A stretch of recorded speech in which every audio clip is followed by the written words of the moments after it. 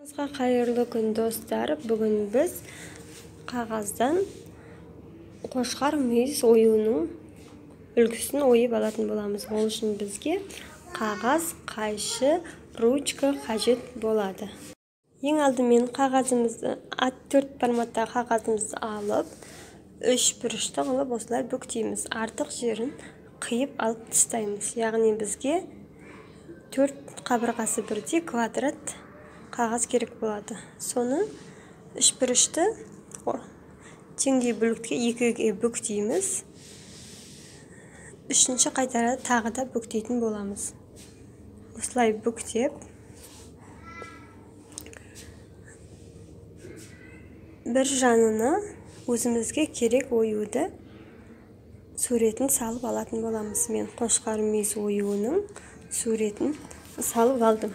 Міне осындай қылып суретті салып алатын боламыз. Енді осыны қайшының көмегімен қиып алатын боламыз. Осылай барлық жерін қиып алатын боламыз. Сіздерге оюдың іші ойық болғанын қаласаңыздар, осындай жерлерін қиып тастасаңыздар болады. Әлде бүтін ою керек болса, бұл жерде қимасаңыздар да болады. Міне оюымызды ашамыз. Сол кезде 4 бірге жалғанған осындай қошқар мүйіз оюы шықты.